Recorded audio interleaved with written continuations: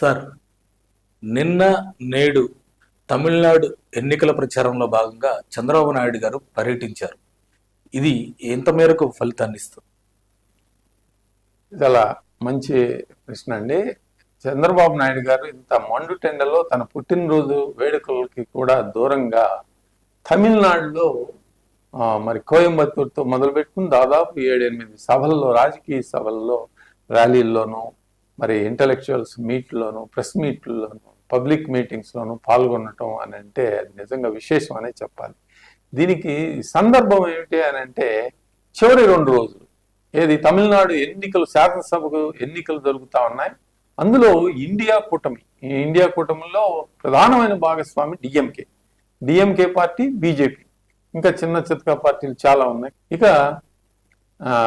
ఏఐడిఎంకేతో పొత్తులో NDA double engine సర్కార్ స్థాపిస్తాము అని చెప్పి భారతీయ జనతా పార్టీ కూడా సిద్ధమై ప్రచార హోరులో ఎన్డీఏ పార్టీ భాగస్వామి పార్టీగా తెలుగుదేశం పార్టీ సరిహద్దు రాష్ట్రమైన తమిళనాడులో తెలుగు స్పీకింగ్ పీపుల్ చాలా మంది ఉన్నారండి. అందుకని వాళ్ళ ఓట్లు దక్షిణాది, వీళ్ళంతా కూడా ఉత్తరాదిన ఉంటారు. తమిళనాడుకి ఉత్తరాదిన ఎక్కువ మంది తెలుగు స్పీకింగ్ పీపుల్. అక్కడ సభల్లో చంద్రబాబు నాయుడు గారు పాల్గొనడం జరిగింది. సభలు కూడా విజయవంతంగా ముగిశాయి.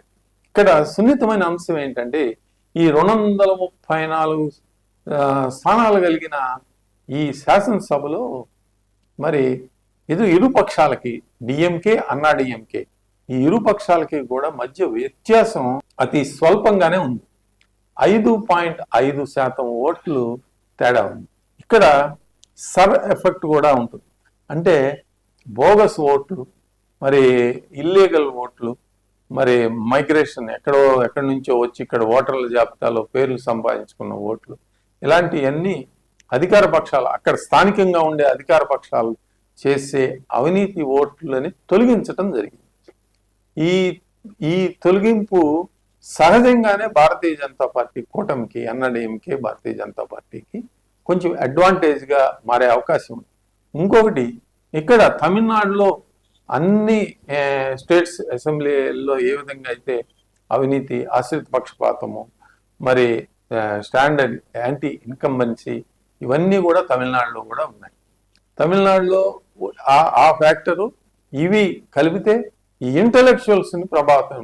చంద్రబాబు నాయుడు గారికి జాతీయ స్థాయిలో ఒక ఇమేజ్, ఆయన ఏంటంటే కార్యసాధకుడు, కార్యదక్షుడు అని ఆయన చేసిన పనులు కనిపిస్తూ ఉన్నాయి. హైదరాబాద్, సైబరాబాద్ అభివృద్ధి కానివ్వండి, ఇప్పుడు అమరావతిని అభివృద్ధి చేస్తున్న తీరు కానివ్వండి, ఇక్కడ విశాఖపట్నంలో క్లౌడ్ డేటా సెంటర్స్ అవన్నీ కూడా ఏర్పాటు చేస్తున్న విధానం కానివ్వండి, స్టీల్ ప్లాంట్, ఇంకొక స్టీల్ ప్లాంట్ కూడా అక్కడ విశాఖపట్నంలో వస్తాను, చాలా పెద్దది.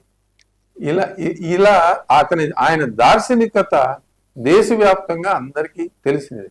అలాంటి వ్యక్తి గురించి అందరూ పాజిటివ్గా అంటే అబౌవ్ ఇంటలెక్చువల్స్ అందరూ కూడా, అంటే చదువుకున్న వ్యక్తులు, కొత్తగా ఓటు వచ్చిన వ్యక్తులు, కుర్రవాళ్ళు, వీళ్ళంతా కూడా ఆలోచన పరులు, ఎప్పుడు సోషల్ మీడియాలో ఉండేవాళ్ళు, వాళ్ళందరినీ ప్రభావితం చేయగలుగుతారు చంద్రబాబు నాయుడు గారి ప్రచారం ఆ మేరకు ప్రభావితం చేయగలుగుతుంది అనేది భాజపా అధిష్టానం భావించి వారిని సంప్రదించి మరి ప్రచారంలో భాగస్వాములు కమ్మంటే ఆయన ప్రచారానికి వచ్చారు. దీని ప్రభావం తప్పకుండా రేపు రాబోయే తమిళనాడు ఎన్నికల్లో 1% నుంచి 2% వరకు ఓట్లని చంద్రబాబు నాయుడు గారు ప్రభావితం చేసే అవకాశం. డిఫరెన్స్ కూడా అంటే 3% ఓట్లు అటు ఇటు అయితే ఎన్నికల ఫలితం తారుమారు అవుతుంది. యాంటీ ఇన్కంబెన్సీ సహజంగానే 1% నుంచి 1.5% వరకు ఉండే అవకాశం ఉంది. సర్ ఎఫెక్ట్ 1% వరకు వస్తుంది. అలా చంద్రబాబు నాయుడు గారి ప్రభావం కూడా 1% అయితే అన్నా డిఎంకే కూటమి డబుల్ ఇంజిన్ సర్కార్ తమిళనాడులో ఏర్పాటు చేస్తుంది అని ఇప్పుడు ప్రస్తుతం విశ్లేషకుల అంచనాగా ఉంది. మరిన్ని అప్డేట్స్ కోసం మా కాయ్ టీవీని సబ్స్క్రైబ్ చేసుకోండి. మా వీడియో కనుక మీకు నచ్చినట్లయితే లైక్ చేయండి, షేర్ చేయండి. మీ విలువైన అభిప్రాయాలను కామెంట్ బాక్స్లో తెలియజేయండి.